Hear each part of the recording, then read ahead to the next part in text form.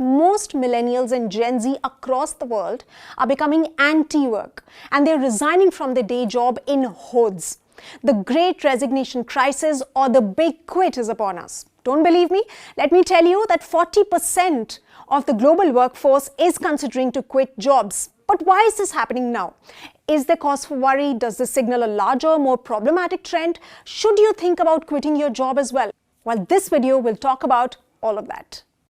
While mass resignations have been flying thick in the face of companies, we're now worried because of the exodus of employees. More employees quitting means a cost to the company, and then it also means a loss of productivity. The interesting thing, however, to note is that this is coming in after 2020 when unemployment numbers shot through the roof due to the pandemic, when many companies laid off employees. And just when companies had started to gain confidence and economic recovery seemed to be in sight, people and employees started saying, "I've had enough, I quit." And it all started in the US. So let me tell you, a record 4.3 million people have said, "I quit," and that's just in August alone. They say people are becoming anti-work.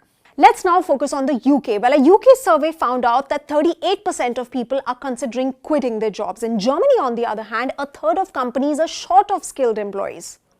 Chinese factories too are feeling the pinch of labor shortages, and migrant workers in Vietnam are not coming back, and that's according to a report by the Washington Post. Now let's focus on the big question: why are people suddenly quitting? Well, one would have assumed that now that the vaccination rates are rising, more and more people would want to go to work or perhaps look at better job opportunities, but no.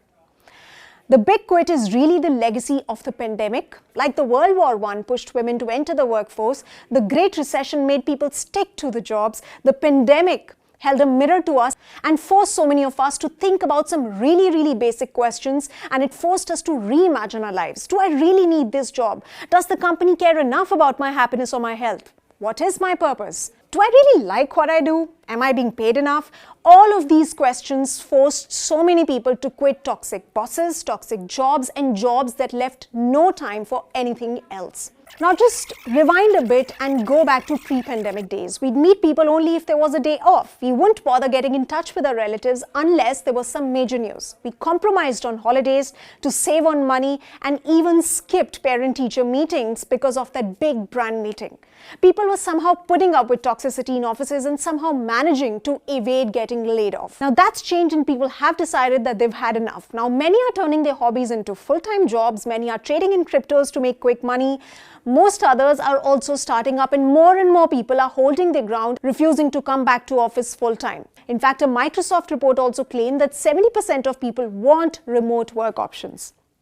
Add to that, what else has led to people quitting? Well, earnings have not kept pace with inflation, work demands have increased, stagnation in worker wages and benefits, and then there is the Gen Z who are more prone to switching jobs within a year.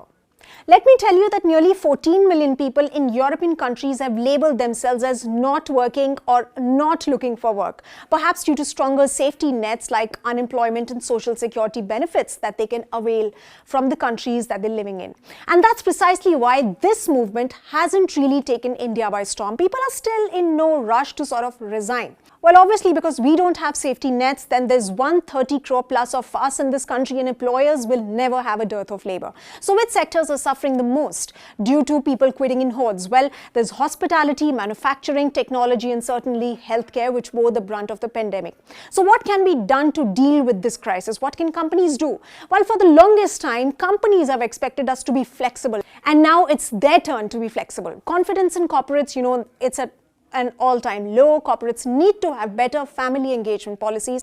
They need to give employees need-based employment and address the elephant in the room, burnout. Now the most important question: should you quit too just because there's a global resignation fad? Well, beware of fads and trends, guys. If I remember in 2015, people were quitting to travel but ultimately realized that it doesn't take much time for your savings to fly off. Soul searching can be done only if survival is taken care of, so first focus on survival. Now lots of people quitting also means, like I said, productivity takes a hit, and of course companies have to bear a cost.